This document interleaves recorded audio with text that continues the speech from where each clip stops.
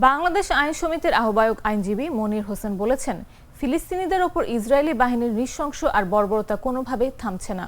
গত 10 বছরে ক্রমাগত বোমা গুলিবর্ষণে ৬২,০০০ মানুষকে হত্যা করা হয়েছে।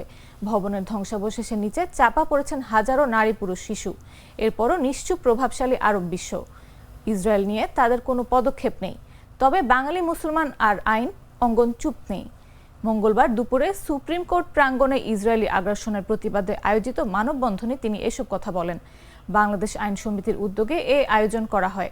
মানববন্ধনে আরও বক্তব্য রাখেন বাংলাদেশ লয়ার্স কাউন্সিলের সভাপতি মোহাম্মদ জমিসুদ্দিন সরকার, আইন সমিতির সাবেক সভাপতি ABM আনিসুর রহমান, আইনজীবী আশরাফুজ্জামান, ফিরোজ শাহ প্রমুখ।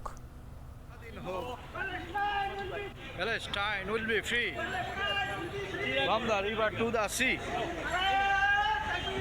Allahu Akbar. Palestine will be free.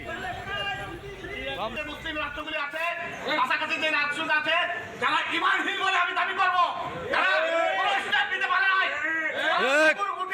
নিজেদের টাকা পয়সা, নিজেদের ধন দৌলত, আয়েসকে ঠিক রাখার জন্য ওই ইহুদিদের দালালি করছে। আমি এই দালালদের আগে ধিক্কার জানাই। ঠিক। এবং যারা এই যে ইহুদি পার্টিতে নেতানেহু পৃথিবীর সবচেয়ে নিকৃষ্ট লোকের একজন বলে শয়তানের আসল লোক হিসাবে আমি দাবি করছি। ঠিক। বান্ডেল থাকলে প্রতি সেনমানিতে টাকা বাঁচবে। বিকাশ সেনমানি বান্ডিল কিনে জিতুন প্রতি লেনদেনে।